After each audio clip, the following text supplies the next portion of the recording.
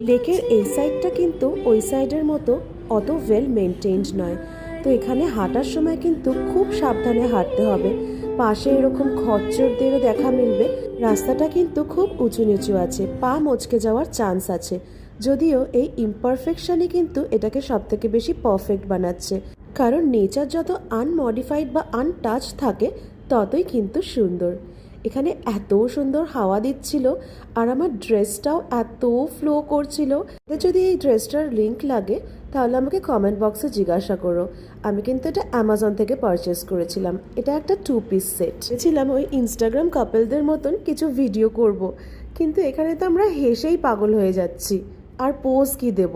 একটা স্নেকের মতন গাছটা যখন ম্যাচিওর হয়ে যায় তখন এই ককলিটা খুলে যায়। ও নিয়ে স্পোরগুলো ডিসপার্স হয়। It's a form of bryophytes. biology teacher here plus doctor. Bryophyte এগুলো সব স্পোরোফাইট, নিচে গ্যামেটোফাইট। Okay. এখানে আমার মা আসলে মনে হয় সব থেকে বেশি খুশি হতো, কারণ আমার মায়ের বোটানি নিয়ে যা ইন্টারেস্ট আর তার জামাইয়ের বোটানি নিয়ে যা নলেজ, উফ, কম্বিনেশনটা কিন্তু মারাত্মক হতো। যাই হোক, আমারও কিন্তু শুনতে মন্দ লাগছিল না। অ্যাকচুয়ালি বোটানি নিয়ে আমিও কিন্তু 1 ইয়ার পড়েছিলাম, তারপরে আমি অন্য স্ট্রিম নিয়ে নিই, অ্যান্ড সেটা তো তোমরা সবাই জানো। অনেক সময় এটাকে ফলস সিনেমন হিসেবে বিক্রি করে, এখানে ছাড়িয়ে ফলস সিনেমন হিসেবে বিক্রি করে অনেক জায়গায়। চল, এই যে আমার না ঠিক মনে পড়ছে না যে আমি ওখানে গিয়ে কোনো ভিডিও তুলিনি কেন, তো কিছু ছবি দিলাম যে ওই পার থেকে কেমন লাগছিল।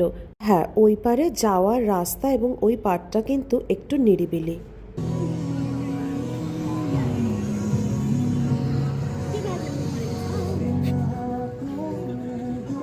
এরপরে আমরা আবার ব্রিজ ক্রস করে দুটো ফ্রুট জুস নিয়ে নিয়েছিলাম। এখানে মেইনলি ওয়াটারমেলন আর ওটা মনে হয় পাইনাপেলও মেশানো ছিল।